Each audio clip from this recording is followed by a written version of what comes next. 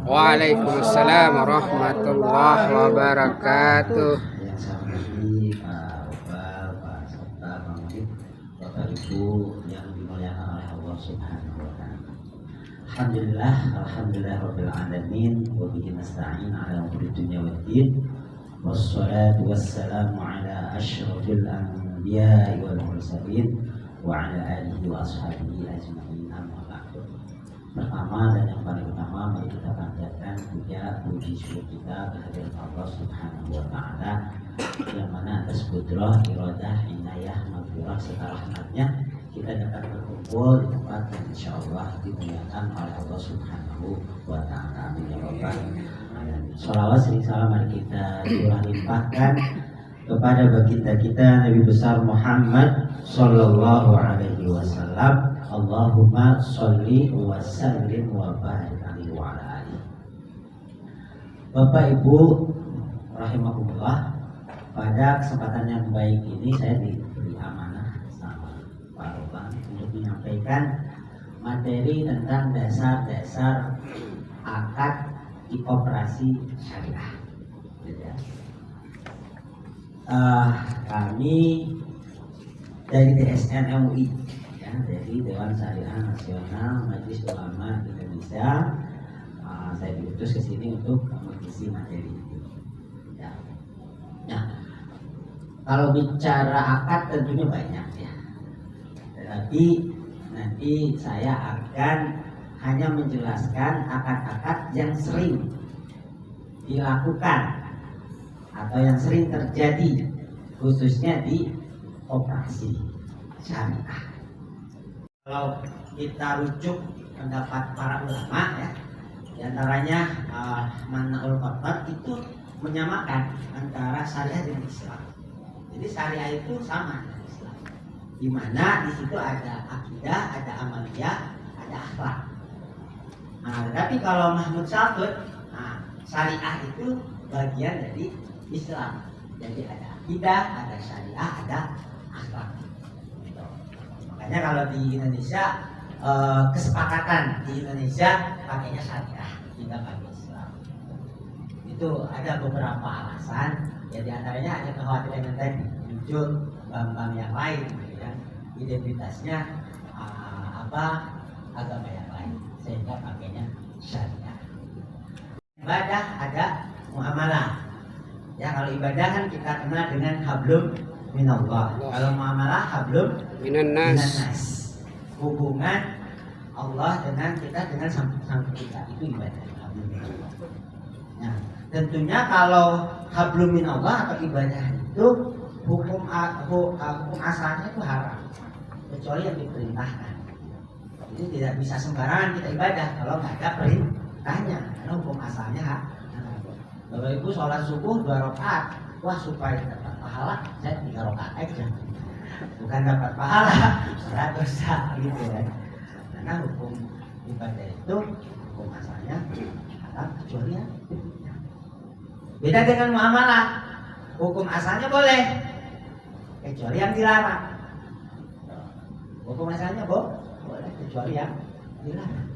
Misalnya, wah kalau kita bertransaksi di bank dulu sebelum ada bank syariah nih, hukumnya apa ya? Hukumnya apa ya? Supaya kita tahu gitu ya, bank itu seperti apa. Kan kita nggak tahu bank itu isinya seperti apa kalau kita nggak nabung di situ.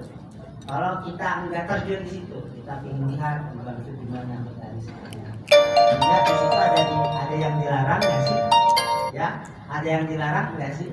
Atau kita mau gabung jadi anggota koperasi misalnya, koperasinya nggak saya gabung ya. Tapi kan harus gabung dulu. Lihat gimana? Bagaimana cara kita memiliki harta, tentunya harus diperhatikan. Nah, maka di sini dikenalkan istilah buyu. Buyu itu jamak dari bai'ani buyu, jual beli. Nah, bagaimana praktek Rasulullah ketika jual beli seperti apa? Kita akan bahas bagaimana prakteknya di koperasi itu jual beli, ya, melalui simpan pinjam tadi ya. Nanti akan kita bahas. Kemudian ada ijarah. Nah, ijarah sewa menyewa. Musyarakah atau syirkah kerja sama, mudharabah juga kerja sama, qad pinjam meminjam. Ya. Jadi kalau qad itu pinjam meminjamnya uang. Ya. Nanti kalau barang beda lagi, namanya ariyah itu yang di bawah. Kemudian ada rahan. Pernah dengar rahan Bapak Ibu? Apa? Gadai. Ya. Jadi rahan itu gadai. Kita minjem uang tapi ada jaminan. Jaminannya berupa barang. Ya, kalau jaminannya berupa orang atau institusi, itu namanya kafalah. Ya, kalau jaminannya itu orang. Ya, kan kita minjem kepada orang lain, tapi jaminannya orang. Jaminannya orang tua kita, teman kita, sahabat dekat kita, yang tentunya dipercaya oleh orang yang meminjamkan kepada kita. Sehingga ketika kita tidak mampu bayar, maka penjamin itu yang akan membayar. Itu kafalah. Ada hawalah atau hiwalah. Nah, jadi di kajian-kajian kelas itu bacanya bisa dua, bisa hawalah, bisa hiwalah. Peralihan utang. Kita punya utang, kita alihkan kepada orang lain. Bisa karena orang lain itu punya hutang kepada kita, bisa jadi tidak. Nah, kita ditagih, pas jatuh tempo, kita belum punya dana, uang, terus kita alihkan ke orang lain untuk membayar. Nah, orang lain itu bisa punya hutang kita, bisa enggak. Ketika punya hutang, maka itu namanya hawalah muqayyadah. Kalau tidak punya hutang, mutlaqah. Kemudian ada wakalah. Wakalah itu pemberian kuasa. Ya, pemberian kuasa. Kemudian ada muzaroah, musaqah, mukhabarah, itu kerjasama dalam menggarap lahan pertanian. Nah, nanti akan dibahas di belakang secara rinci. Islam untuk fikih muamalah. Ya, kalau kita mau mengetahui ini boleh atau tidak, tentu rujukan utamanya apa? Al-Quran dan Al-Hadis itu sumber hukum. Ya, nanti ada sumber hukum, ada dalil hukum. Kalau sumber hukum itu Al-Quran dan Al-Hadis. Ya, Al-Quran dan Hadis. Bapak Ibu, Al-Quran itu ada berapa ayat? Pernah hitung nggak? 6.666. Ya. Kemudian ada juga sih yang mengatakan 6.236. Ada. Ya. Kalau yang pendapat yang kedua itu tidak semua dihitung. Ya, karena ada beberapa ayat yang memang sudah dinasah ya atau sudah diamandemen sama ayat yang lainnya. Jadi apa? Ya ayyuhalladzina amanu la ta'kulu riba adhafan mudha'afa. Janganlah kalian memakan riba yang berlipat ganda.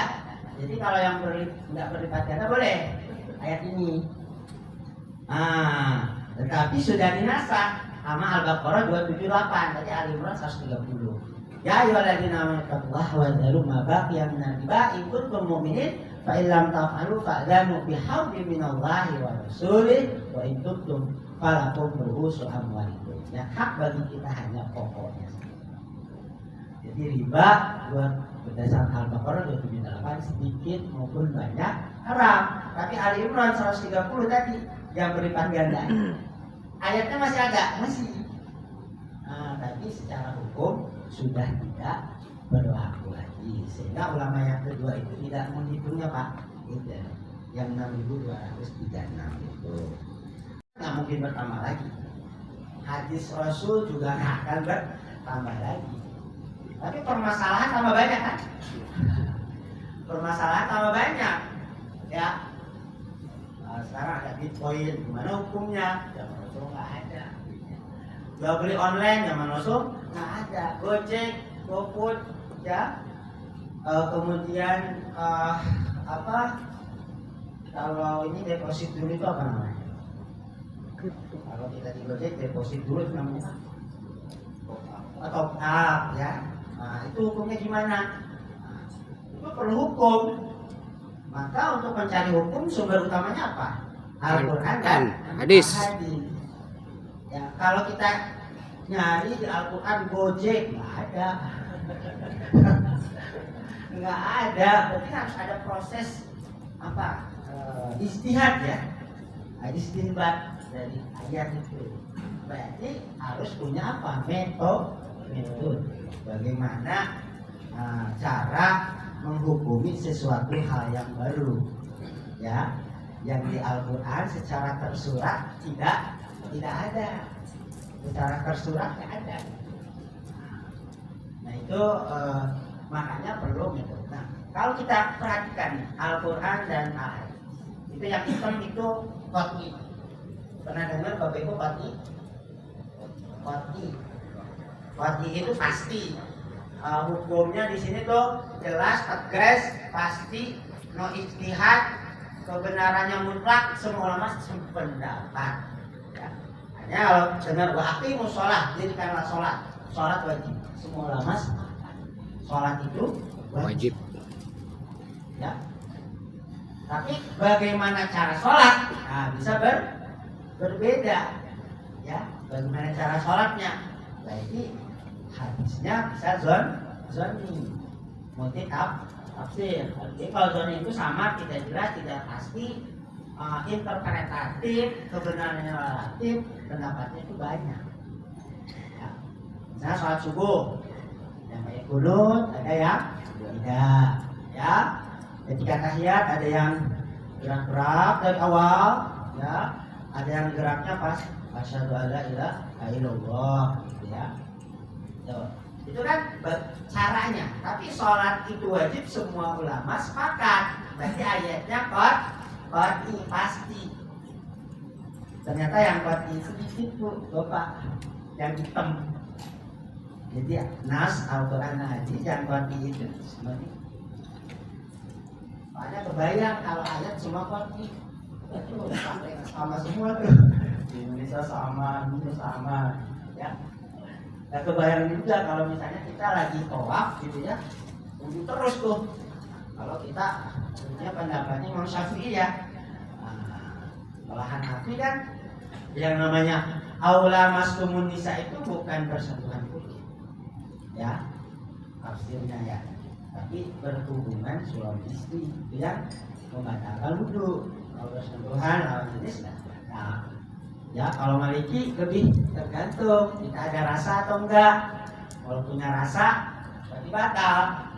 Nah, kalau salamannya sama nenek-nenek ada rasa enggak? Kalau Maliki gitu kan. Berarti satu ayat tafsirnya banyak. Itulah yang zonni. Nah, masalah ibadah ada banyak yang zonni, apalagi yang muamalah. Muamalah itu rata-rata zonni. Ya ayyuhalladzina amanu la taqulu amwalakum bainakum bil batili illa an takuna tijaratan an taradun. Jadi kalau jual beli itu harus suka sama suka. Suka sama suka itu diwujudkan dengan apa? Dengan cara akad, ya. Ya, serah terima kan. Nah, serah terima itu kan ada yang diucapkan, ada yang ditulis, ada yang secara isyarat. Ya. Kalau mazhab Syafi'i harus diucapin, saya jual, saya beli. Kalau Hanafi cukup ditulis. Ya, kalau sekarang kan tanda tangan ya. Tanda tangan. Kalau Bapak Ibu beli ke warung atau ke supermarket, lisan atau tulisan? Lisan. Kita dapat setruk kan? Oh iya. Kita nggak ngomong saya beli minyak 1 kilo, susu 2, terus ini diucapin. Tidak kan?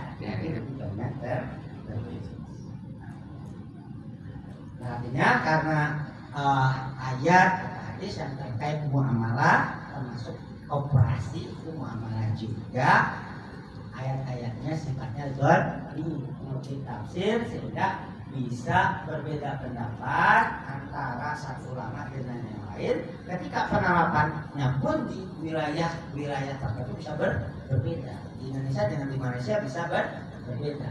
Maka yang harus kita perhatikan di Indonesia berarti fatwa yang ada di Indonesia. Ya, kita hidup di Indonesia pakai fatwanya Arab Saudi. Gitu. Karena hidupnya di Indonesia, karena kulturnya kultur Indonesia. Karena ketika bermuamalah itu juga tidak akan terlepas dari hukum positif yang ada. Ya, kalau koperasi berarti di Kementerian Koperasi pasti ada aturan-aturannya. Bagaimana mengklopkan hukum syariah dengan aturan yang ada. maka muncullah fatwa yang bisa mengklopkan itu. Kalau fatwa Arab Saudi kan nggak mungkin, gitu ya. Nah, maka di DSN di kami ini sudah ada banyak fatwa, sampai 154 fatwa, tidak ada fatwanya. Tinggal bagaimana cara menjalankan fatwa itu yang memang tidak mudah antara teori dengan praktek itu di lapangan. Tetapi paling tidak kita sudah memulai, ya. Masalah nanti di perjalanan ada masalah, kita ini bersama cari solusi baru bersama. Jangan sampai awal-awal udah nyerah aja. Nah karena Al-Quran dan Al-Hadis memang sudah tidak bertambah, sehingga harus ada metode, ya, metode lain. Ini namanya dalil hukum.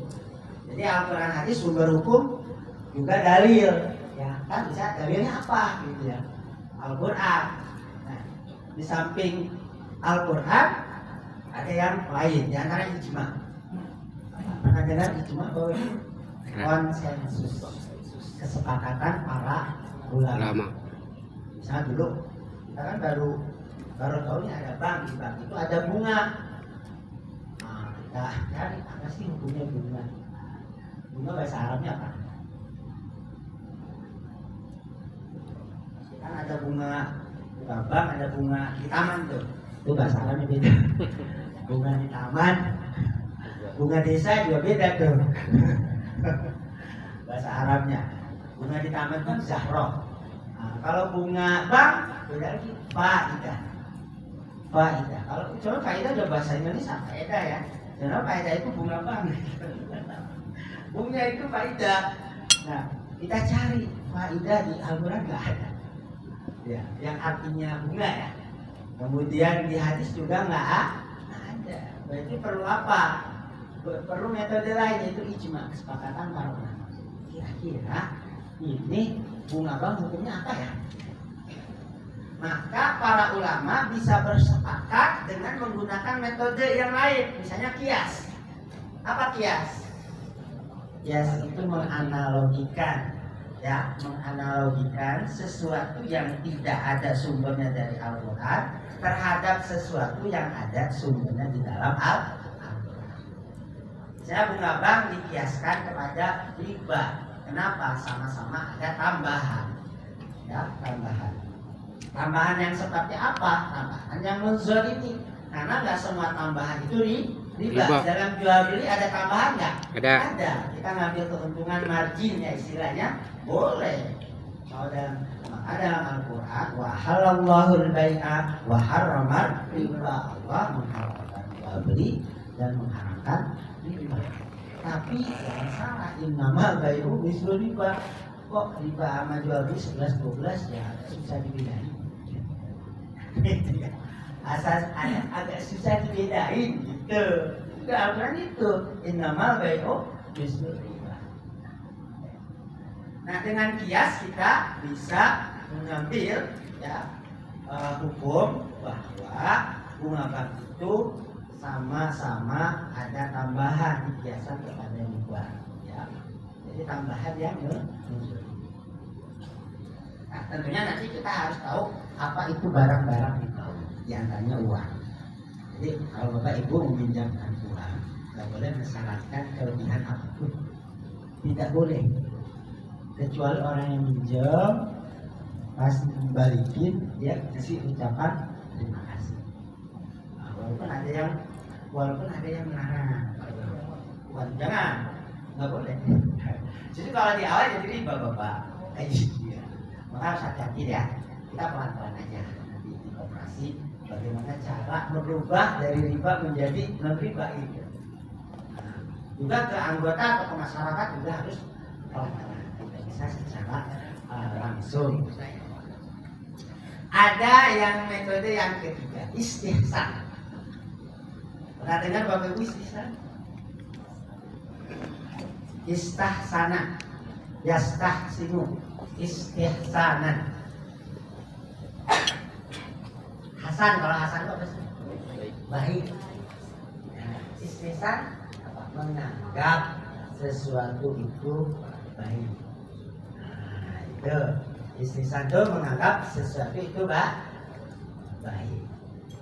Nah, kalau secara secara istilahnya itu keluar dari kaidah umum, ya, menuju kaidah yang tidak umum karena ada kebaikan. Ya, misalnya kaidah umum dalam jual beli apa? Barangnya harus ada, ya, barangnya harus hadir sehingga kita bisa lihat ini barang bagus atau enggak. Itu kaidah umumnya. Nah, kaidah umum itu diambil dari mana? Dari banyak hadis, ya. Nah, Rasulullah an-bai'ul gharar misalnya.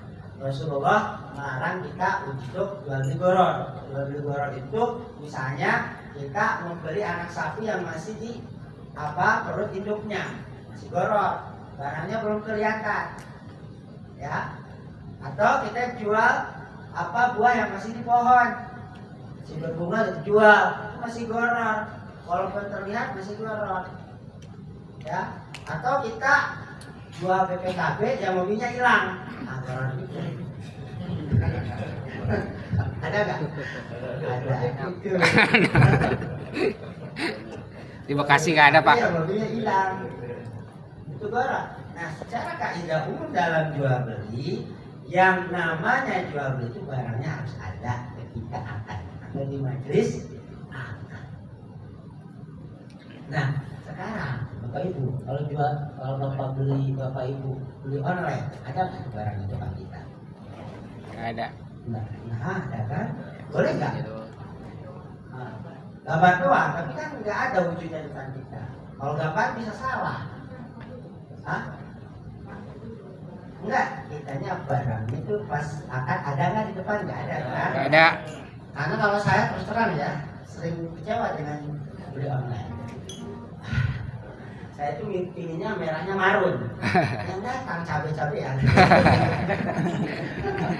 Sering itu di gambar juga kurus, pas datang itu kecewa. Kalau saya nggak tahu, mungkin karena murah ya. Apalagi pas pandemi ya.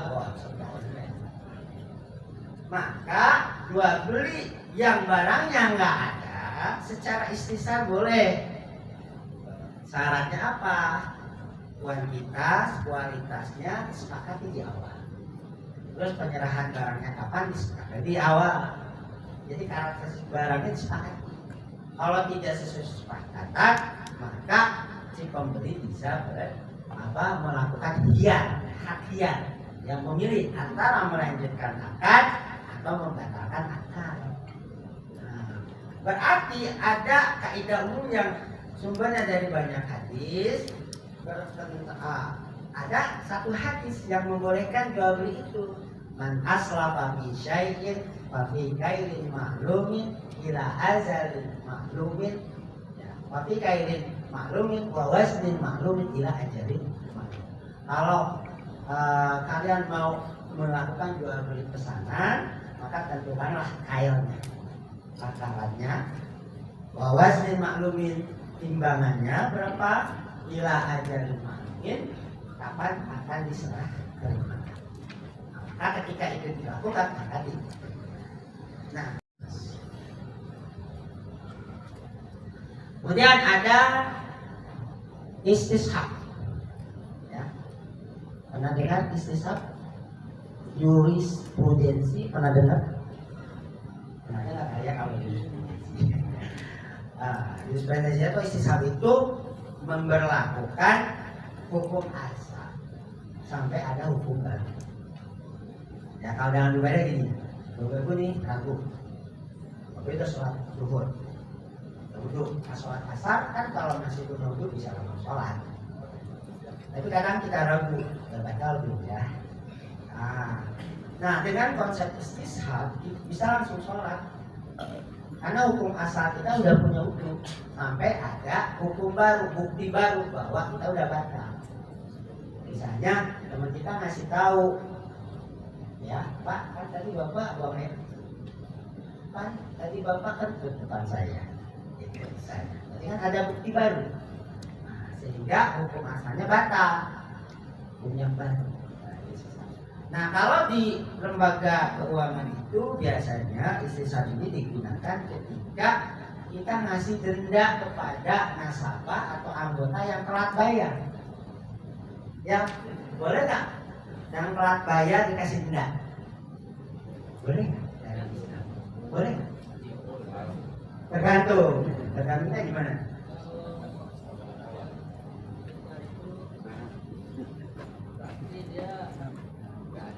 Bayarin aja. Ya, betul.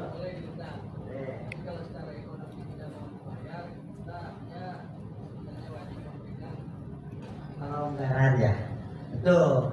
Jadi denda itu boleh dalam Islam ketika dia mampu tapi nggak mau bayar. Ya, mampu tapi lalai untuk Membayar. Jadi punya utang ke kita. Mas dia memang nggak mau bayar, tapi kulkasnya baru, mobilnya baru, mobilnya baru. Nah itu yang layak didenda.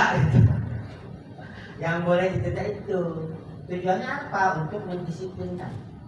Apalagi kalau di bank itu kan uangnya bukan punya bank, punya nasabah. Ya, maka dia boleh kasih denda. Ini denda kata Rasulullah, matul bani zulm. La yulwajidi yuhillu irdahu wa nubbu baca. Ya, orang kaya atau orang yang mampu yang menunda-nunda pembayaran, yuhillu halal baginya irdahu kehormatannya wa nubbu baca dan dikasih sanksi. Bahkan yuhillu irdahu loh, halal baginya kehormatan dipermalukan boleh. Di situ ya, di situ.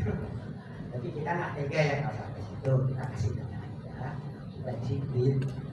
Tuh pertama. Kalau di bank konven kan denda si nasabah. Jadi maka istilahnya itu denda itu syibhur riba.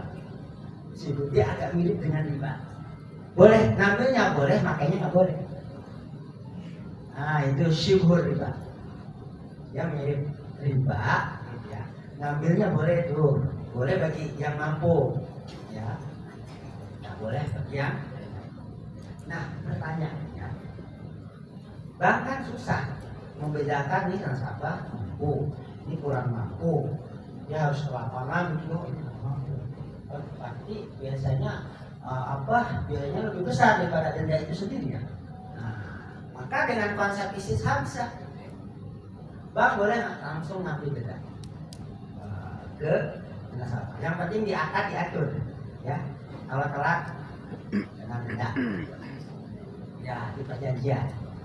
Nah, kenapa? Karena hukum asal nasabah apa? Mampu. Datang ke bank kan mampu, dia menyatakan kemampuannya. Makanya dia biasanya kalau di bank, kalau dia gajinya misalnya 10 juta, maka pembiayaan maksimalnya 30%-nya dari 10 juta. Berarti kan dia dinyatakan mampu. Jadi hukum asal nasabah atau hukum asal anggota yang ini koperasi adalah sampai dia bisa membuktikan sudah tidak mampu lagi. Kalau ada nasabah yang tentang bang saya di PHK, bang saya kecelakaan, jadi cacat permanen sehingga bisa bekerja lagi, itu yang nggak boleh dikasih denda. Tapi kalau yang nggak datang boleh kasih denda. Yang penting dendanya itu tidak boleh diambil menjadi pendapatannya bank syariah atau koperasi syariah. Nah itu namanya istishab. Kebiasaan baik. Kebiasaan baik itu boleh diakui menjadi boleh, satu kebolehan. Ya. Misalnya kalau Bapak Ibu belanja di supermarket, tentunya ngambil sendiri ya. Biasanya ngambil sendiri. Biasanya kan kalau jual beli itu penjualnya yang ngasih gitu ya barang. Nah, tapi sekarang tuh ngambil sendiri. Itu kebiasaan baik atau jelek? Kira-kira fasid atau sahih kebiasaan itu? Baik. Karena kalau saya ini ke supermarket ya, dibuntutin oleh yang jaga nggak nyaman kalau saya. Iya. Kalau ditanya-tanya agak risih kalau saya ya. Ini ya harga ini beli dulu, bisa lama ya. Pilihnya bisa lama. Kan berarti itu kan sesuatu pelayanan ya. Salah satu pelayanan itu yang ada nilai positifnya bagi customer atau bagi Beli. Jadi urupnya urup baik. Atau mungkin kalau sekarang kebiasaan kita itu kalau ada namanya all you can eat. All you can eat. All you can eat itu buruk atau baik ya kebiasaannya? Kan kalau all you can itu nggak jelas kan takarannya ya. Takarannya itu nggak jelas. Tapi itu udah kebiasaan kita. Kayak makan, masak, sabuni dan sebagainya itu all you can eat.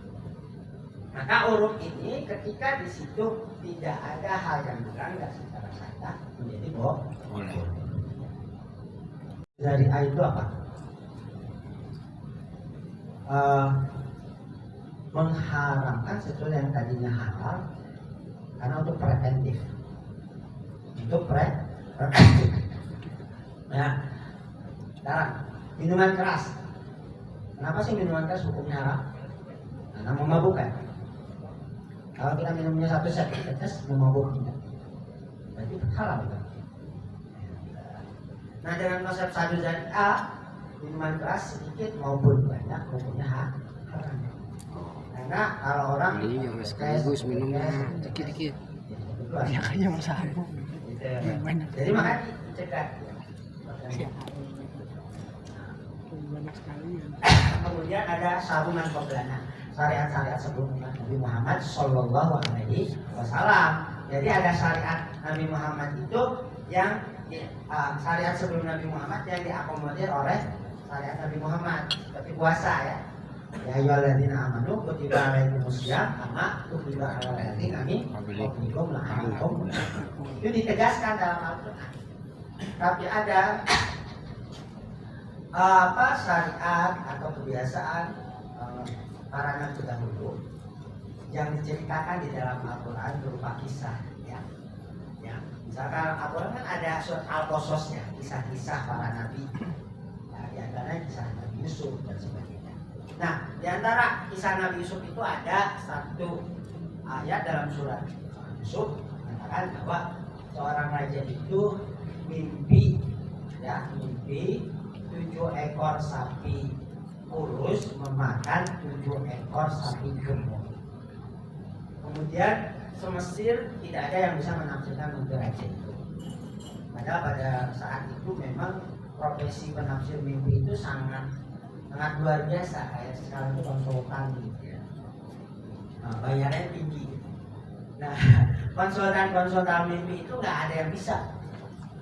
Akhirnya ada asisten raja ya, pembantu raja yang pernah di penjara satu kamar sama Nabi Yusuf. Di mana Nabi Yusuf pernah menafsirkan mimpi dia. Jadi dia itu dulu di penjara kenapa? Karena diajak temannya untuk meracuni raja. Meracuni raja, diajak temannya, dia hanya diajak. Pelaku utamanya itu temannya. Ternyata kena juga dia, di penjara lah dua-duanya. Terus dua-duanya mimpi. Yang satu mimpinya saya memetik anggur. Yang satunya lagi saya mimpi saya digantung. Gitu digantung terus ininya dimakan burung gagak. Terus Nabi Yusuf menafsirkan yang memetik anggur itu kamu akan dikerjakan lagi di raja. Karena kamu terbukti tidak bersalah. Ternyata tafsir mimpinya benar. Yang satu digantung, yang satu balik lagi. Kita ngasih minum raja. Nah ketika itu yang selamat itu dia teringat dengan Nabi Yusuf. Saya ada punya orang yang bisa nafsir. Kata raja coba bawa ke sini. Akhirnya Nabi Yusuf dibawa. Nabi Yusuf syaratnya apa? Syaratnya saya bebasin juga. Saya ingin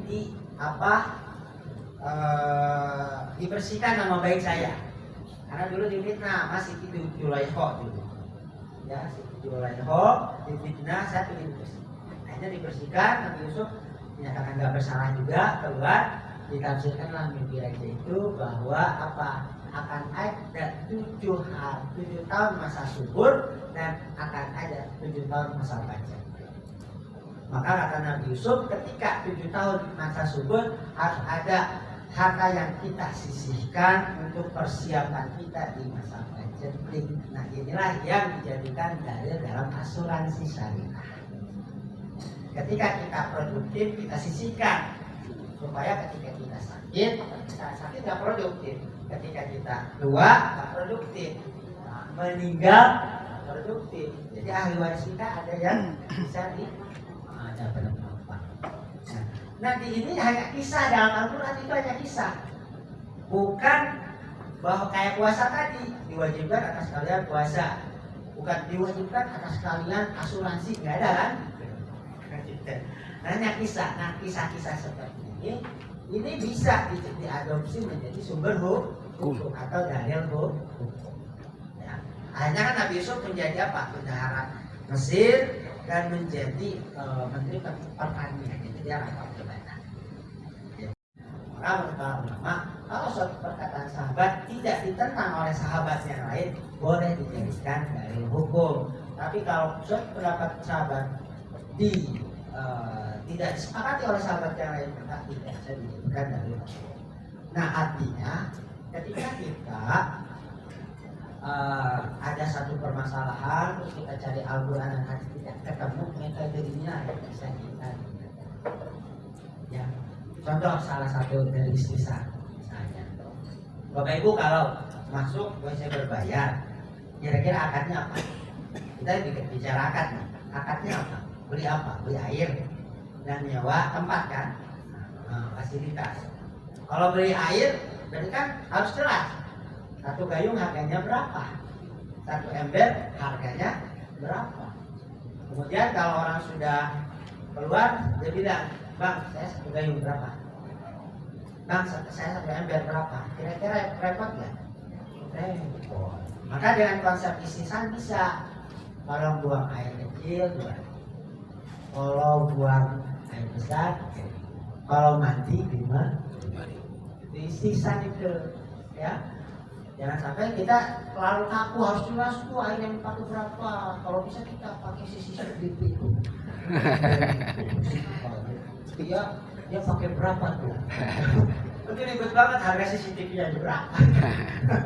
Gak seimbang. Nah dengan konsep istisna menjadi bisa.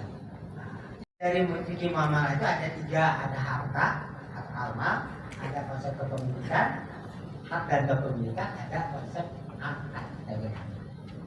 Jadi saya nggak akan bahas harta, karena bahas harta juga bisa 3 SKS sendiri. Tidak mau bahas hak dan kepemilikan juga akan panjang. Tapi saya akan fokus kepada teori akad. Karena yang akan menanyakan ke saya lebih kepada dasar-dasar akad di koperasi. Jadi akad juga luas. Nanti akan saya kerucutkan hanya yang mungkin diterapkan di koperasi yang mana. Ya. Bentuk akad secara umum ada 2, Bapak Ibu. Ya. Ada akad tabarruk. Jadi tabarruk itu bukan lama gitu ya. Tabarruk itu akad yang motifnya bukan untuk nyari keuntungan. Nah, itu akad tabarruk. Nah, yang kedua akad muawadhah atau akad tijarah, akad bisnis. Kira-kira kalau di koperasi tujuannya bisnis atau bukan? Bisnis. Bank syariah tujuannya bisnis atau bukan? Bisnis. Tapi kita juga jangan lupa dengan aspek sosialnya. Maka harus dilengkapi dengan akad-akad yang sifatnya sosial, yang non bisnis, yang nirlaba, bukan waralaba, ya, yang nirlaba. Nah, yang akad tabarruk ini for profit transaction, yang tujuannya untuk nyari profit atau keuntungan. Nah, dibagi lagi secara umum menjadi 2, Bapak Ibu, menjadi 2. Yang pertama natural certainty contract. Apa natural certainty contract? Akad-akad yang kita boleh menentukan keuntungan secara persentase dan nominal di awal. Gitu. Boleh menentukan di awal. Nah, di antaranya apa? Akad jual beli dan akad sewa menyewa atau ijarah atau jual. Ya, jual beli itu tidak bisa menentukan keuntungan jauh. Contoh gini. Ada anggota yang datang ke kita, minjem uang dong. Terus pengelola nanya, pengelola koperasi, untuk apa uangnya? Untuk nikah lagi, lagi. Untuk nikahin anak, atau untuk beli HP. Untuk beli HP. Nanti kan kalau beli HP berarti kan harus ada HP-nya, ya. Pilihannya koperasi nyari HP-nya. Setelah ada dijual, koperasi nyari tunai 1 juta, jual ke anggota 1.200.000. Berarti keuntungannya berapa? 200. Berapa persen? 20%. Ya, 200.000. Berarti keuntungannya udah jelas nggak? Jelas, 20%. Atau 200.000. Nah itu boleh, karena jual beli, karena ada objeknya. Kalau ujung-ujung kita kasih uang, nggak ada objeknya, itu yang nggak boleh. Saya kasih pinjam 1 juta, nanti balikin, kalau biasanya 20% ya. 20% yang itu nggak boleh. Karena objeknya apa? Uang. Uang tidak bisa menghasilkan uang lagi. Uang bisa melahirkan uang nggak sih? Nggak bisa otomatis. Ya, nggak bisa otomatis. Uang itu harus diproduksikan kan? Harus ada produk, ya, produk barang dan jasa, gitu ya, produksi itu. Jadi harus, ya. Maka. Nah, kenapa disebut sorok? Sorok itu kan perubahan, berubah. Yang namanya kurs itu kan berubah-ubah. Ya, rupiah ke dolar kan berubah-ubah kan. Ya. Nah, untuk kalau uangnya itu sejenis rupiah dengan rupiah, mau ditukar boleh nggak? Boleh nggak tukar rupiah dengan rupiah? 1 lembar dengan uang pecahan, boleh nggak? Boleh. Syaratnya 2, harus tunai. Yang kedua harus sama. Nah, kalau ada lebih atau yang kurang, maka kelebihan itu riba fadl. Riba fadl, namanya riba fadl. Ini pertukaran barang ribawi yang sejenis, uang dengan uang, rupiah dengan rupiah. Maka kuantitasnya harus sama, kemudian harus tunai. Ya. Jadi kalau nggak tunai, angkanya jangan nuker, minjem aja. Saya pinjam uang receh, saya minjem uang pecahan, jangan nuker. Kalau nuker harus satu, nukernya satu. Nah, kalau mata uangnya berbeda, rupiah dengan dolar misalnya, maka syaratnya hanya tunai saja. Nggak boleh dolarnya sekarang, rupiahnya minggu depan. Karena kurs sekarang dengan minggu depan bisa berbeda. Nah, batas toleransi tunai itu 2 kali 24 jam. Ketika harus ada penyelesaian. Ya, misalnya kalau Bapak Ibu mau impor, Bapak Ibu punya rupiah. Kita kan harus bayar, kita pakai dolar. Ada proses penyelesaian untuk tukar dolar ke rupiah supaya kita bisa impor. Nah, proses itu batas maksimalnya 2 kali 24 jam atau 2 hari. Kalau lebih dari 2 hari, tidak kita kategorikan tunai lagi, maka hukumnya tidak boleh. Kemudian yang kedua adalah ijarah. Pernah dengar Bapak Ibu ijarah? Sewa menyewa. Ya, sewa menyewa. Bentar, saya ambil dulu ya.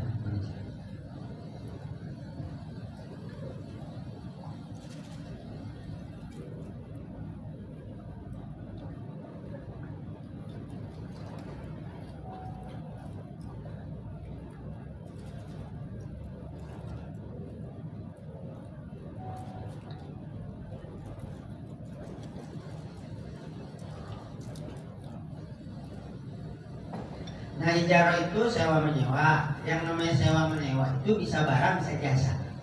Ya, bisa nyewa barang, bisa nyewa jasa. Ya. Nah, ada di pinggirnya ju'alah. Nah, ju'alah itu fee yang diberikan karena prestasi. Ya, karena prestasi. Nah, kalau kita pegawai, ya setiap bulannya sudah dapat gaji setiap bulannya yang tetap.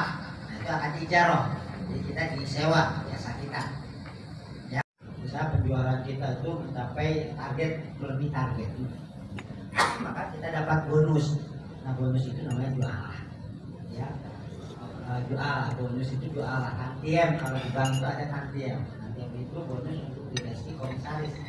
Kalau saya berarti untuk DPS-nya ada bonus biasanya. Dari laba akhir tahun.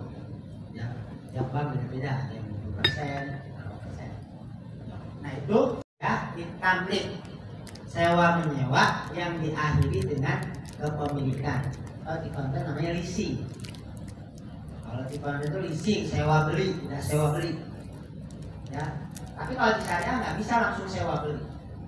Jadi di syariah itu akan di awal sewa plus atau ditambah janji untuk menghibahkan, ya, oleh yang jual, kemudian oleh koperasi, atau janji untuk menjual atau menghibahkan di akhir periode.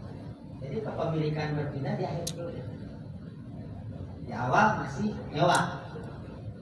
Bedanya apa dengan murabah? Kalau murabah di awal kan sudah milik si nasabah atau anggota, sudah atas nama anggota, sudah atas nama nasabah, dan udah beli. Oleh MPT masih atas nama bank.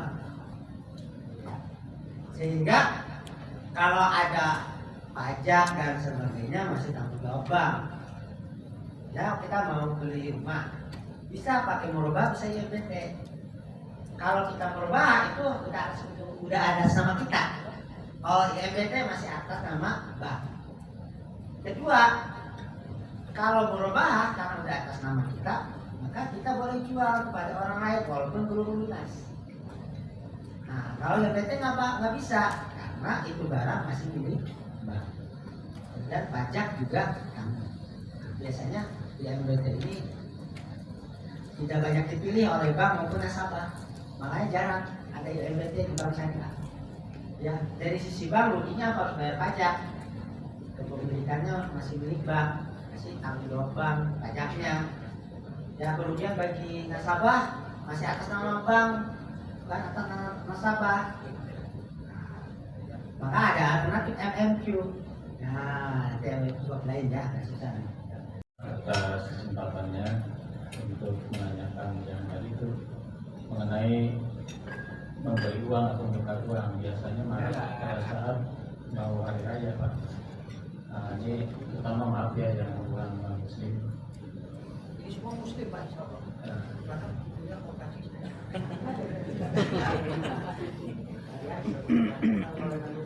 Bisa aja di ini, Pak. Bisa banyak di adopsi ya. Kalau kebaikan bisa seperti itu. Jadi gimana? Kan biasanya kita menukar uang dengan pecahan yang biasanya kalau lebaran kan buat anak-anak kan dari 50.000, 20.000. Yang jelas kan uangnya boleh semua. Ini kan berarti yang menukar insya Allah kan rela gitu ya dengan dipotong sekian gitu. Ini menurut pendapat Bapak bagaimana? Terima kasih. Kalau ini saya harus jawab. Ya, kalau yang tadi ya. Karena ini judulnya tukar uang. Ya, Intinya dia mau ngasih uang saya. ya, terima kasih Pak pertanyaannya. Jadi tadi kan ketika uang rupiah ditukar dengan rupiah syaratnya dua, ya tunai, ya dan harus sama. Kalau enggak berarti dia riba fadl. Nah, itu udah ya ada nasnya itu riba fadl. Riba fadl itu pertukaran barang ribawi yang sejenis. Ya, rupiah bukan dengan rupiah, ya emas bukan dengan emas, ya kan barang ribawi itu. Jadi nggak boleh kelebihan tuh emasnya. Nah, kalau ditukar dengan cincin, gitu ya, maka nggak boleh kelebihan secara gramnya sama karatnya sama. Kalau sama-sama kalung bisa jadi kan ininya berbeda tipenya, ya. Yang tidak hanya tipenya, tapi kuantitas sama kualitasnya harus sama. Nah begitu juga uang, karena uang ini barang ribawi.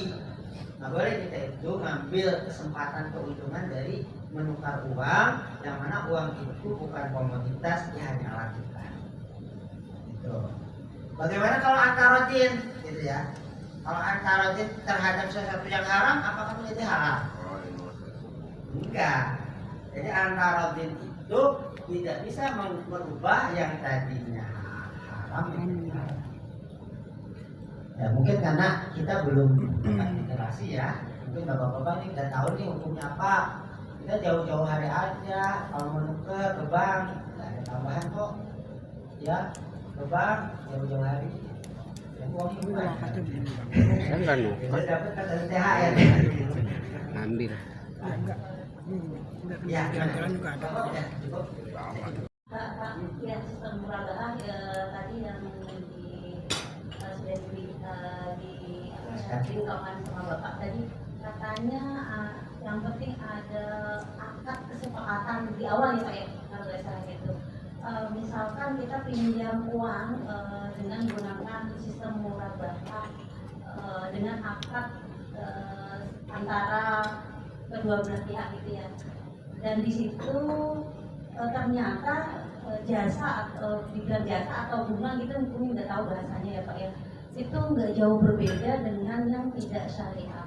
Jadi apa bedanya yang syariah sama non syariah gitu? Terkesan hanya apa bedanya cuma di akad aja, jadi Ya. hanya syariahnya di situ aja. Gimana? Terima kasih. Ya, ya. Makanya kan innamal bai'u mislu riba. Jual itu kayak mirip dengan riba. Nah, tapi tidak. Nah, bedanya di mana? Saya jelasin ya. Ya, bedanya di mana? Yaitu kita kan lagi belajar akad, di akad, di kontrak, di akad itu. Kalau kita ngasih uang, ya, akadnya bisa kot, minjemin uang. Berarti objeknya apa? Uang. Terus bagaimana kalau dia ngasih tahu uangnya dipakai untuk apa? Gitu ya. Oh saya mau beli HP, berarti barangnya udah kebayang tuh HP. Nah, itu belum cukup. Kalau hanya dia ngasih tahu untuk beli HP, kan bisa jadi ngomong beli HP, pakainya untuk yang lain. Gitu ya. Ini mudah. Dan bisa membuktikan bahwa uang itu dipakai untuk beli HP. Buktinya apa? Kwitansi pembelian HP. Ya, ketika kwitansi itu udah balik, berarti HP itu udah milik koperasi secara prinsip. Kenapa secara prinsip? Karena bisa jadi HP-nya nggak dibawa, yang dia bawa kwitansinya. Nah, ya, secara prinsip. Ya, kalau secara real berarti HP-nya dibawa. Berarti itu HP udah milik koperasi sehingga bisa dijual, gitu kan? Jadi harus dipastikan bahwa itu uang dipakai untuk beli HP. Nah, akad murabahannya setelah kwitansi nyampe ke kita, bukan pas awal. Ya, bukan pas awal. Nah, sekarang kalau di kontrak dia ngasih kwitansi pembelian barang nggak? Ibu.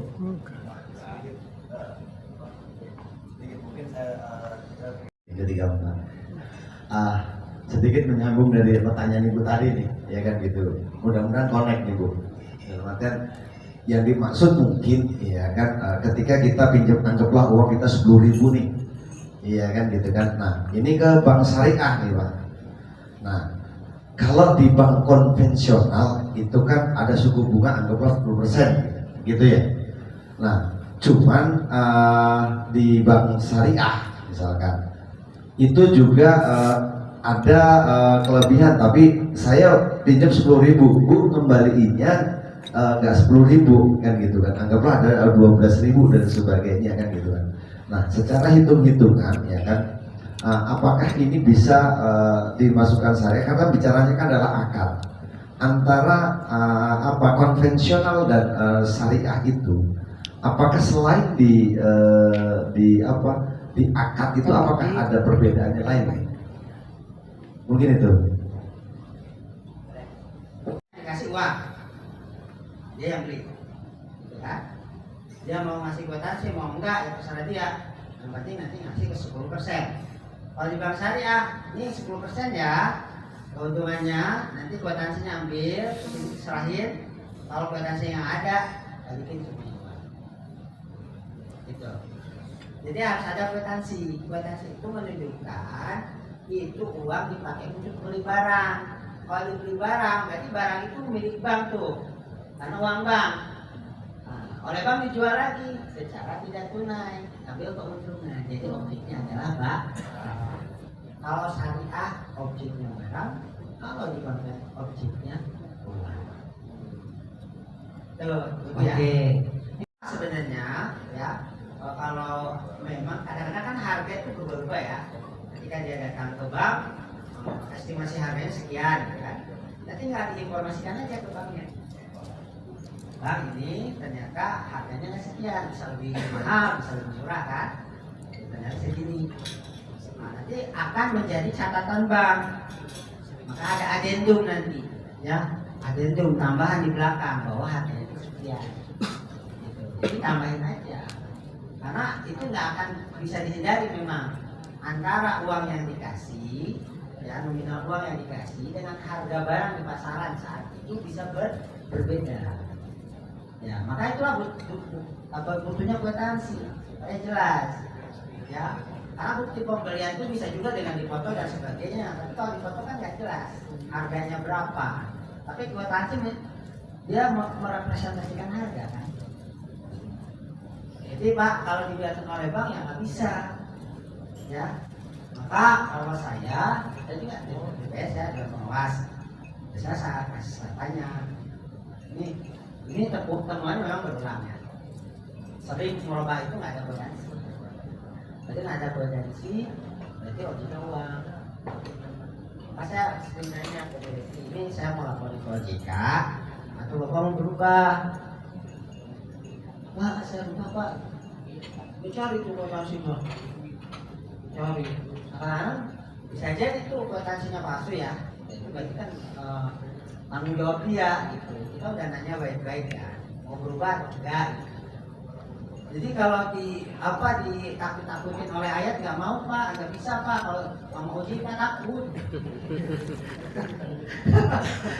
Nah, OJK takut, tapi kasih ayat, Pak. Halo, gue rumah gua nggak takut Pak. Nah, kalau ini saya laporan semester ini nemuin yang ada potensinya sekian persen. Mau laporin OJK atau mau berubah? Mau berubah berapa lama? Saya gitu, karena memang kadang-kadang bukan hanya dari sisi kami ya, dari sisi nasabahnya juga belum teredukasi dengan baik, gitu ya. Sehingga memang pelan-pelan ya, kalau itu pelan-pelan nanti di koperasi juga pelan-pelan, jangan langsung diterapkan secara ini, pelan-pelan aja. Ya, tapi jasanya banyak di situ. Kayak untuk pernikahan kan jasanya banyak, ada jasa perias, ya, ada dekor. Ya, kan ada yang satu paket ya, ada yang beda-beda. Kadang-kadang saya di tukang ini mah enggak cocok, dekornya saya beli yang lain. Nah, ada yang paket, berarti kan di situ kumpulan jasa, tapi ada barang juga, tapi didominasi jasa. Maka akadnya adalah ijarah. Kalau tapi paket itu kumpulan paket itu didominasi barang, akadnya murobaah. Gitu. Ya biasanya kan suka ada brosurnya ya, apa itu paketnya ya, harganya. Kalau cuma didominasi barang, akannya merubah. Kalau didominasinya itu jasa, akannya hijau. Jadi gitu ya. Ya. Waalaikumsalam warahmatullahi Nama saya Konata, Sel Koperasi Al-Insirah Mudi Rezeki dari Bagasi, Cikarang Barat. Ini saya mau tanyakan Pak. Saya masih ragu ini apa riba apa bukan. Saya ada anggota koperasi itu pinjam masing-masing anggota itu 1 juta. Yang di awal kita perjanjian 1 juta itu dipotong 50.000 untuk kas koperasi. Perjanjian 5 kali bayar, tapi pelaksananya sampai 1 tahun ada juga yang belum lunas.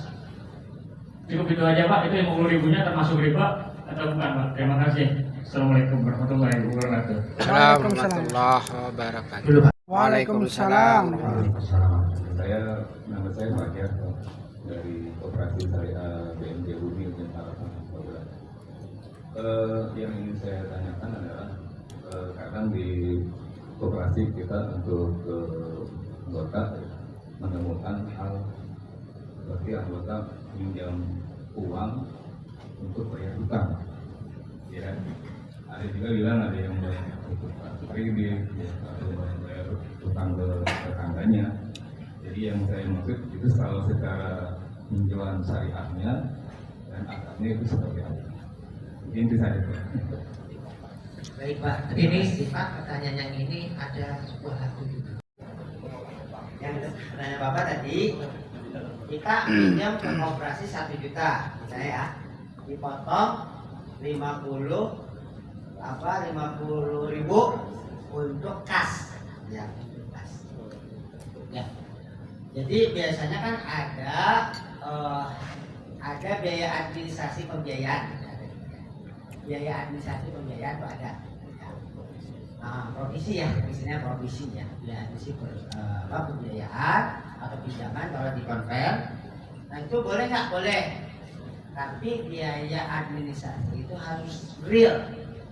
Untuk apa aja? Kalau di syariah ya, kalau provisi nggak harus real, nggak apa-apa. Kalau saya harus real. Ini biaya admin untuk apa aja? Biaya kas, gitu ya. Terus apa lagi gitu ya? Dia harus dirinci oleh koperasi syariah. Itu biaya admin. Nah, kalau dipotong untuk kas itu apa? Kasnya untuk apa? Nah, ditanya. Biasanya dipotong kasnya biasanya untuk apa? Biaya admin atau untuk yang lain? Nah, harus jelas dulu nih. Bisa ditentukan hukumnya. Kalau nggak jelas, nggak bisa ditentukan hukumnya. Kalau untuk biaya admin nggak boleh. Kalau untuk pendapatan ya nggak boleh. Ya artinya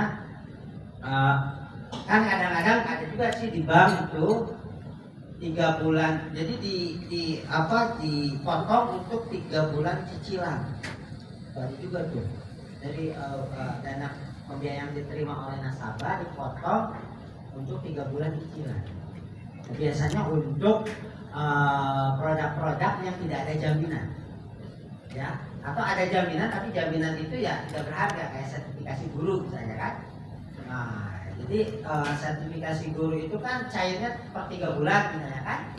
Jadi pas 3 bulan kosong tuh, maka dipotong dari pencairan. Biasanya gitu kondisinya. Jaminan itu gitu. terjadi juga tuh di bank-bank syariah yang produknya seperti itu. Pertama nggak ada jaminan, ya. Kedua 3 bulan pertama kan kosong, ya. Kalau kosong berarti kan itu akan kena aturan OJK ya. Call berapa nantinya kan? Kita di hold dulu tuh dari pencairan. Nah ini masih diperdebatkan juga Pak, ya. Nah, maka kalau mau seperti itu harus dikombinasikannya akadnya dengan murabahah dengan qad. Jadi yang 3 bulan untuk cicilan kita minjemin ke nasabah untuk bayar 3 bulan cicilan akad qad. Tapi yang dari 3 bulan itu nggak boleh ngambil keuntungan. Tuh, yang 4 bulan ke sana murni murabahahnya. Nah, tapi dalam kondisi produk-produk tertentu kayak tadi. Kayak sergur itu, dimana sergur itu akan cair per 3 bulan. Tapi kalau untuk yang lainnya nggak boleh. Nah, kalau saya lihat ini produknya apa, karena karakteristik produk beda-beda. Ya, produk itu, jadi ada produk, ada akad ya, Bapak Ibu beda. Jadi kalau merubah itu akad. Kalau produk misalnya KPR, kredit pemilikan rumah, itu produk. Akadnya apa? Akadnya bisa merubah, bisa IMBT, bisa MMT. Nah, itu akad. Nah, kalau KPR-nya produk, ya. Pembiayaan untuk guru, sergur, produk. Ya, akadnya apa? Ijarah multi jasa, biasanya atau murabahah, karena guru biasanya kebutuhannya untuk sekolah lagi, untuk bayar biaya sekolah anaknya, gitu ya. Maka ijarah multi jasa atau untuk beli barang dan sebagainya dipakai murabahah. Itu Pak ya. Jadi dipotong, ditanya dulu untuk apa? Apakah untuk bayar cicilan pertama, gitu ya, atau gimana? Atau untuk biaya administrasi? kalau untuk biaya administrasi dibolehkan saja selama real biaya administrasi. Ada menerima pengalihan hutang. Kenapa boleh secara fatwa? Ujroh atau fee boleh diambil dari peralihan hutang ketika orang mengalihkan hutangnya kepada orang lain, sedangkan orang lain tidak punya hutang kepada ini. Bapak mengalihkan ke koperasi. Nah, kita koperasi nggak punya hutang ke bapak. Kan kadang-kadang kita ngalihin hutang kepada orang yang punya hutang ke kita kan? Biasanya gitu ya. Gitu. Yang nanti ke saya, ambil aja si Anu, ini punya hutang ke saya, kan gitu. Nah, tapi kalau kita alihkan ke orang yang nggak punya hutang kepada kita, orang itu boleh minta fee ke saya. Jadi koperasi boleh minta fee ke bapak karena udah menerima peralihan. Nah itu cuman kalau diterapkan di perbankan, kalau koperasi nggak tahu ya, saya aturan di Kemenkomnya. Kalau saya di perbankan, kalau di perbankan itu hiwala belum ada labelnya, susah diterapkan. Jadi secara praktek di ini belum diterapkan di hiwala, tapi di koperasi bisa diterapkan. Ya. Nah, nanti di pencatatan akuntansinya nanti ya orang akuntansi yang lebih tahu. Nah, atau pilihannya gini, kalau bapak itu misalnya bapak pinjam sebelumnya ke koperasi konven, bapak ngaji ya, ikut pelatihan riba, saya mau alihkan ke koperasi konven, koperasi syariah, gitu. Misalnya gitu ya. Maka caranya kalau berdasarkan fatwa 31 tentang peralihan hutang, caranya si koperasi ngasih talangan sisa hutang bapak ke koperasi konven. Misalnya sisa hutangnya 1 juta. Ini saya kasih pinjaman ya, itu bayar ke ini, nanti lunas. Saya barangnya motor, nanti motor sudah milik bapak dong, sudah 100%, karena udah kamu. Tapi bapak masih punya hutang ke koperasi syariah berapa? 1 juta. Kemudian itu motor dijual ke koperasi syariah secara tunai. Saya harga pasarnya 10 juta sekarang karena udah menurun 10 juta. Berarti bapak dapat uang berapa? 10 juta. Ya, dapat uang 10 juta. Nah, 1 jutanya dikembalikan ke bank syariah untuk bayar utang yang tadi. Tinggal berapa? 9 juta. 9 juta dipakai untuk beli barang lagi ke bank dengan DP 9 juta. Jadi kan harganya 10 juta kan? Nah, harganya nanti bisa disepakati dari 10 juta nanti bank koperasi saya ngambil keuntungan berapa? Maka ada objek barang ya kan? Bukan uang. Nah, tapi ini namanya jual beli inah. Sebenarnya nggak boleh. Jadi jual beli inah itu kita jual barang ke orang secara tunai dengan syarat dia jual lagi kita secara cicil dengan ambil keuntungan. Sebenarnya dia itu mau minjem uang ada kelebihan tapi pakai perantara barang, memanipulasi sebenarnya. Itu inah. Nah inah itu nggak boleh.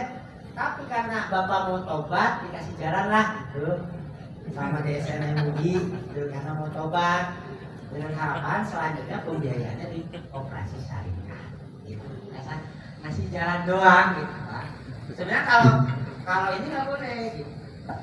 Kalau misalnya take overnya, ya, alih utangnya dari syariah nggak syariah, nggak boleh. Kalau punya utang ke syariah, koperasi syariah A, mungkin dapat koperasi syariah B, nggak boleh dengan konsep yang tadi. Yang boleh hanya dari itu ya Pak ya. Jadi bisa dua tadi dengan hiwala, maka mau hiwala atau yang kedua konsepnya tergantung huruf di koperasi bagaimana pencatatan yang memungkinkan yang mana. Ya, karena kan berbeda pencatatan akuntansinya ya. Nah, itu yang memungkinkan yang mana. Jadi nanti kita diskusi lah. Kalau ada TPS-nya dengan TPS-nya, kalau dengan pengawas dengan pengawasnya. Tidak boleh menentukan keuntungan secara nominal dari awal. Yang tadinya mudorobah. Mudorobah itu saya ngasih modal ke bapak punya usaha, modal 100% dari saya. Ya, dengan akad mudharabah nggak boleh, Pak saya kasih modal bapak 100 juta tiap bulan 10% ya. Nggak boleh. Gitu. Jadi keuntungannya nggak boleh. Kalau tadi kan boleh tuh, yang jual beli tadi ya 20% karena barangnya ada. Ini kalau akadnya kerjasama nggak boleh. Jadi kerjasama itu pencampuran. Ya, kalau ini pertukaran. Nah, barang tukar dengan barang, uang dengan uang. Jadi kalau ini kerjasama pencampuran. Jadi modal kita dicampur dengan orang lain. Ya kalau mudharabah berarti modal berupa uang dicampur dengan modal berupa skill. Campur. Maka tidak boleh menentukan tuh yang punya modal keuntungan secara nominal atau persentase di awal. Yang boleh apa? Nisbah bagi hasil. Apa nisbah bagi hasil? Pak saya kasih modal 100 juta. Nanti kalau bapak untung kita berbagi hasil ya. Berapa persen ya? Oh itu. Misalnya bulan pertama ada bulan 10 juta. Berarti yang balik ke koperasi syariah berapa? 5 juta. Untuk bapaknya 5. Ini nggak boleh ditentukan di awal. Nah, kalau itu mudharabah. Kalau musyarakah sama-sama ngasih kontribusi modal. Bapak 50 juta, saya 50 juta. Ya. Kita kerja bareng, kita kelola bareng. Nah itu musyarakah. Nah, yang ditentukan sama nisbah bagi hasil. Nanti kalau untung kita berbagi hasil berapa persen. Sama dengan yang itu, ketika kerjasama dalam mengelola apa lahan pertanian juga berdasarkan sebab bagi hasil tadi. Kita punya lahan, uang garap, nanti hasil panennya kita bagi hasil berapa persen ya. Jadi nggak boleh ditentukan dari awal. Pak berapa Kayaknya 12,5 menit lagi Pak. Ada 12 apa setengah? Nah, ini tadi yang pertanyaan Bapak ya. Jadi murabahah itu skema murabahah itu bisa tanpa wakalah, bisa dengan wakalah. Kalau tanpa wakalah, ketika anggota datang ke koperasi mau beli motor atau HP, nanti yang beliin HP itu koperasi yang nyari. Kalau ada dijual dengan ambil keuntungan. Itu tanpa wakalah. Maka di sini yang pertama anggota mengajukan pembiayaan kepemilikan suatu barang dan melengkapi berkas-berkas. Yang pertama. Kemudian yang kedua, koperasi membeli barang ke supplier. Ya, setelah barang itu koperasi menjual ke anggota dengan akad murabahah dengan ngambil keuntungan sekian persen. Ya dari harga pokok itu barang. Ya kemudian koperasi memberikan barang itu kepada anggota, setelah itu anggota nyicil tergantung kesepakatan berapa bulannya. Ya bisa 6 bulan, bisa 1 tahun. Nah itu kalau tanpa wakalah. Lanjut Pak, dipindah Pak.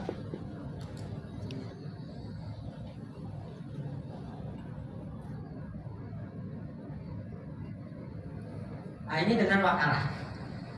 Kalau dengan wakalah, anggota datang ke koperasi, ya datang tuh ke koperasi syariah, anggota datang. Kemudian koperasi memberikan kuasa kepada anggota untuk beli barang, maka ditandatangani akadnya akad apa? Wakalah. Nah, kemudian si anggota beli barang ke supplier, tuh 2B. Setelah beli barang, anggota ngasih bukti pembelian barang. Setelah kwitansi nyampe ke koperasi, dibuatkan akad murabahah. Kenapa? Karena secara prinsip itu barang sudah milik koperasi. Kenapa secara prinsip? Karena belum tentu barangnya dibawa. Ya. Syukur-syukur barangnya dibawa, itu lebih baik. Walaupun yang dibawa boleh, hanya kwitansi pembelian barang. Nah setelah kwitansi nyampe, dijuallah itu barang ke anggota dengan cicilan. Di situ boleh ngambil margin keuntungan. Nah, anggota nyicil. Jadi bisa kita beliin barang anggota, bisa diwakilkan. Bedanya apa? Kalau yang pertama hanya akadnya satu, merubah doang. Yang kedua akadnya jadi dua, wakalah dulu baru merubah. Nah, pertanyaan selanjutnya, bolehkah akad wakalah dengan merubahnya ditandatangani dalam waktu bersamaan saat itu? Padahal barangnya belum ada. Menurut fatwa MUI 119 boleh ketika harga barang itu di bawah 20 juta. Ya, di bawah 20 juta itu boleh. Jadi akad wakalah dengan merubahnya ditandatangani bersamaan pakai tanggal yang sama. Tapi akad murobahannya masih mualak. Mualak itu menggantung. Jadi secara definitif akad murobah sah setelah anggota membeli barang tersebut atau setelah anggota melaksanakan akad wakalah. Karena kadang-kadang kan nasabah, khususnya di bank ya, kalau bank itu nasabah nggak mau ribet, datangnya sekali aja, tanda tangan langsung, cair dah uang, tanda tangannya langsung kan. Seharusnya idealnya akad wakalah tanda tangan, nasabah beli barang, kembali itu garansi, murobahannya di tanda tangan. Nah, itu idealnya. Tapi kalaupun mau berbarengan, maka ya itu diinformasikan bahwa akad merubahnya masih mualak. Itu ya Pak ya, udah bayar. Nah, kenapa bayar iuran pokok, iuran itu akadnya bisa wajah atau akad mudharabah, karena anggota sebagai sohibul ma, koperasi sebagai mudharib. Kemudian ada qad rahat hiwalah kafalah. Kalau qad pinjemin uang, ya. Kalau qad dia tidak bisa berubah menjadi bisnis, ya nggak bisa. Jadi kulu qadnya jauh manfaat atau riba. Ya. Kalau rahat bisa, masih bisa. Rahat itu kan sebenarnya kita pinjemin uang, tapi dia yang pinjam kasih jaminan berupa barang, ya. Nah, dari pinjemin uangnya nggak boleh ngambil keuntungan, tetapi dari minta biaya pemeliharaan barangnya atau penyimpanan barangnya, sewa penyimpanan barangnya boleh. Dengan situ dengan akad ijaroh, dan di situ ada akad akad dengan akad ijaroh dalam bahan itu. Itu pegadaian. Jadi pegadaian syariah mengambil keuntungannya dari menyewakan tempat untuk nyimpen barang, ya, untuk nyimpen barang yang jadi barang gadai. Ya, akadnya itu tempat, menyewakan lewat tempat atau sewa jasa security kan, untuk mengamankan barang itu. Ya, tentunya kan mengamankan barang misal emas 1 gram dengan 1 kilo kan beda harganya. Jadi ambil keuntungan di situ pegadaian syariah, bukan dari nominal uang yang di. Makanya kalau di pegadaian syariah kan ada namanya taksiran, ya. Taksiran barang yang digantikan berapa, maka biayanya itu berapa persen dari nilai taksir. Nah, kadang-kadang mahal, kadang-kadang kita pinjam 10 juta, yang digadaikan nilainya 100 juta. Nah, si pegadaian syariah kan ngambil keuntungan dari bukan dari 10 juta dari yang mau dipinjamkan, tapi dari nilai barang yang digadaikan, karena kan perlu pemeliharaan. Nah, maka si pegadaian syariah punya si diskon harga untuk nyewa, di mana mungkin disamakan nanti harganya jadi sama dengan yang di pegadaian online sekarang. Tapi satunya tanggung, walaupun nilainya nanti sama. Nah, itu riba nasa. Jadi nasa itu karena ada penangguhan, ya, karena ada penangguhan. Kalau nasiah ditangguhkan dan ada kelebihan. Nasiah. Kalau nasa ditangguhkan saja. Kalau nasiah ditangguhkan dan ada kelebihan. Kalau padahal dia tunai dan ada kelebihan. Kalau jahiliyah riba penambahan kelebihan yang karena keterlambatan yang denda tadi. Jadi denda itu kalau di bank konvensional ribanya riba jahiliyah. Kalau di syariah denda itu syibhur riba, ya. Ngambilnya boleh, bagi nasabah yang mampu, menggunakannya tidak boleh. Mengakui sebagai pendapatannya tidak boleh, harus disalurkan dana sosial. Selanjutnya, nah ini kaliannya ya, ada bidang. Ini barang-barang ribawi itu ada emas, ada perak. Nah, emas ini sekarang lebih direpresentasikan ke uang, karena dulu uang itu emas, dari emas. Kemudian ada makanan pokok. Nah, makanan pokok juga barang ribawi. Jadi hati-hati kalau menemukan makanan pokok. Kalau di hadis bunyinya kurma. Tapi kita kan kurma bukan makanan pokok. Nanti berlakunya di Arab. Bisa jadi di Arab kurma sekarang bukan makanan pokok lagi. Jadi ahukmu ya dulu mahirati juga ada. Itu berlaku secara ilatnya. Ilatnya kalau masih ada maka berlaku. Makanya kalau Bapak Ibu mau tukar kurma tidak berlaku ribawi kalau di Indonesia. Karena bukan makanan pokok. Jadi berlaku di wilayah yang dia makanan pokok. Makanya memahami hadis itu tidak bisa tekstual ya. Nah ada goror itu tadi ketidakjelasan, ketidakpastian, ya. Ternyata tidak jelas. Secara kualitas dan kuantitas, Bener ya. ya menjual anak sapi di perut hidupnya kan secara kualitasnya nggak tahu, kuantitasnya nggak tahu. Apakah ketika brojol dia hidup, apakah ketika brojol kakinya 4 atau 2, nggak tahu. Pas brojol itu apakah yang anaknya atau 3, 2, nggak tahu. Nah itu dari sisi kualitas dan kuantitas. Kemudian dari sisi waktu tadi jual BPKB yang mobilnya hilang, nggak tahu tuh mobilnya akan ketemu kapan. Nah itu juga dari sisi waktu. Kemudian dari sisi harga, ada 2 harga. Kalau tunai sekian, kalau non tunai sekian, tapi belum dipilih. Nah, udah deal gitu. Pas besok kas aja tunai gitu. Nah, jadi pas awal harus tentukan mau tunai atau non tunai. Jadi bukan berarti non tunai itu riba, enggak. Yang penting di awal sudah dipilih non tunai. Yang nggak boleh adalah kita belum pilih. Kemudian ada objek barang. Barang itu kalau itu barang kesentuh harus dibeli. Kalau barang itu kesentuh harus beli. Nah itu terus ditadlis. Kalau goror ketidakjelasan, kalau tadi penipuan. Kalau goror dua belah dia nggak tahu, ya. Tadi anak sapi nggak tahu dua-duanya pembeli dan pembeli tahu.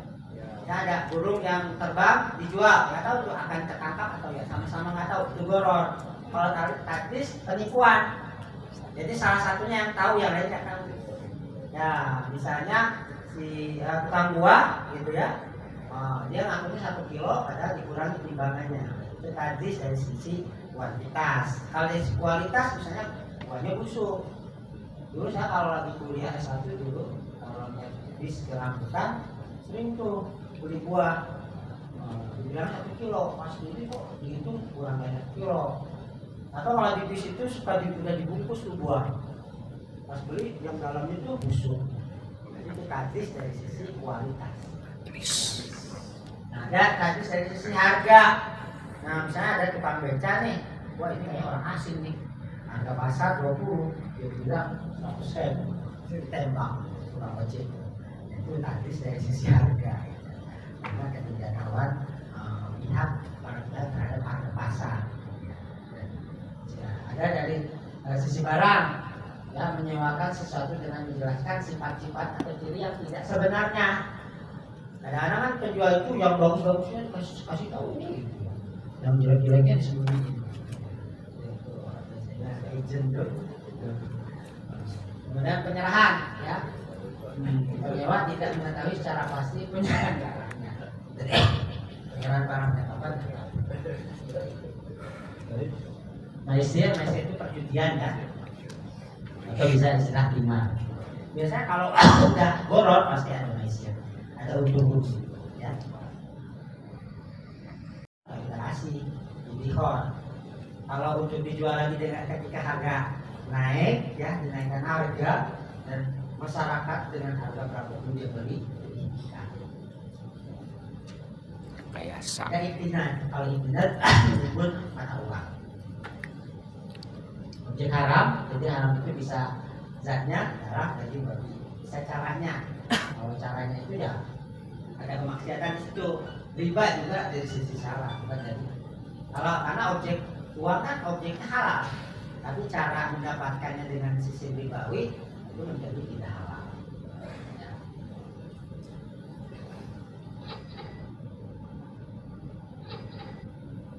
Oke.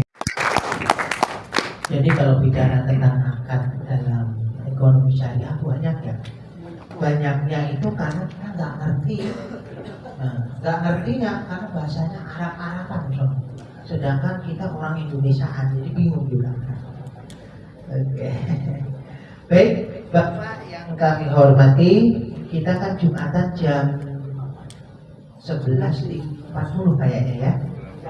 38 ya. Jadi untuk Jumatan kita ada di seberang sana ya, di Kodam ya, di itu apa namanya itu? Kodam atau Korem itu ya? Di Korem ya, di Korem maksudnya besar. Nanti kita sholat jamaah Jumat bareng-bareng ya. Nanti kalau sholat Jumat dewek-dewek itu namanya nggak ada. Mungkin closing statement terakhir dari Bapak narasumber buat Bu, jangan sepelekan akad. Karena akad itu bisa membedakan mana halal dan haram. Bapak Ibu kalau nikah tak pakai akad, ya tidak bisa berubah dari haram menjadi halal, gitu ya. Karena ada akad. Nah, akad inilah yang harus diperdalam. Nah, kalau di koperasi cukup tadi merubah dengan ijarah aja dulu, gitu ya. Karena yang paling banyak digunakan itu. Karena akad itu banyak Pak Munib, tapi kalau kita jelasin semua di sini bisa muntah gitu. Bisa meluap itu itunya. Jadi kita satu-satu aja. Akad yang selama ini banyak digunakan dan mungkin digunakan di koperasi saya, yaitu akad merubah dan jalan jasa. Nanti kalau ada kurang-kurang, pemahaman yang kurang, bisa ditanya ke Om ini. Insya Allah akan saya tanyakan juga ke Bapak juga. Ya, terima kasih. Assalamualaikum warahmatullahi wabarakatuh. Waalaikumsalam. Terima kasih Pak narasumber atas materinya dari pagi sampai jam ini ya. Dan kita lanjutkan untuk hari ini kita sholat Jumat dahulu. Kalau ibu-ibunya nggak apa-apa Bu, nggak sholat Jumat karena diwajibkan oleh bapak-bapak. Ya, untuk makan siang kayaknya informasi sudah siap. Maka kalau mau makan siang dulu juga boleh. Kita mau berangkat langsung Jumatan juga boleh. Kami persilakan kepada Bapak dan Ibu semuanya. Dan nanti kita ketemu lagi dengan pemateri yang kedua tentunya setelah sholat Jumat. Nanti sudah disiap di tengah-tengah kita. Kami persilakan untuk session yang pertama kita akhiri untuk saat ini. Kurang lebihnya mohon maaf. Assalamualaikum warahmatullahi wabarakatuh. Waalaikumsalam warahmatullahi wabarakatuh.